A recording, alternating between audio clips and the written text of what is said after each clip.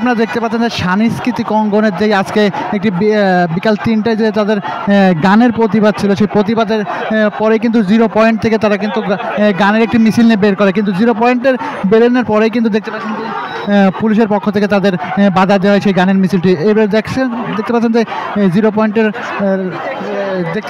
0 পয়েন্টের পরেই কিন্তু তাদের সাথে একটি পুলিশের সাথে কিন্তু ধস্তাধস্তি হচ্ছে। দেখতে পাচ্ছেন যে তারা কিন্তু গানের যে মিছিলটি নিয়ে কিন্তু সামনের দিকে এগিয়ে যাওয়ার চেষ্টা করছে এবং পুলিশের পক্ষ থেকে দেখতে পাচ্ছেন যে বাধা দিচ্ছে অসংখ্য। এখানে কিন্তু অসংখ্য পুলিশ রয়েছে, দেখতে পাচ্ছেন যে অসংখ্য পুলিশ রয়েছে তাদের এই মিছিলটি বাধা দেওয়ার জন্য। যে 0 পয়েন্ট থেকে কিন্তু তারা সামনের দিকে যাওয়ার চেষ্টা করছে। দেখতে পাচ্ছেন যে পুলিশের সাথে কিন্তু তারা একটা ধস্তাধস্তি সৃষ্টি হচ্ছে যেই 0 পয়েন্টের রোডটাই কিন্তু।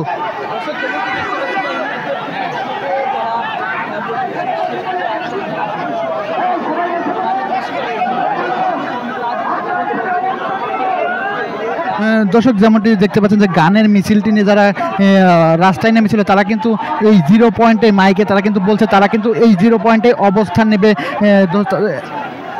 তারা কিন্তু মাইকে বলছে যে তারা কিন্তু এখানে অবস্থান নেবে, এখানে রোডে কিন্তু বসে তারা অবস্থান নেওয়ার ঘোষণা দিয়েছে। পুলিশের পক্ষ থেকে দেখতে পাচ্ছেন যে তাদের কিন্তু এখান থেকে তাড়িয়ে দেওয়ার চেষ্টা করছে পুলিশের পক্ষ থেকে। আপনাদের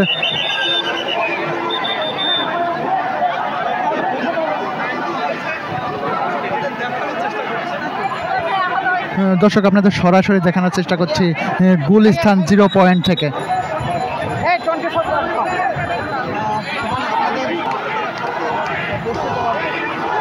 দর্শক দেখতে পাচ্ছেন যে পুলিশের সামনে কিন্তু দাঁড়ায় তারা স্লোগান দিচ্ছে পুলিশকে উদ্দেশ্য করে যে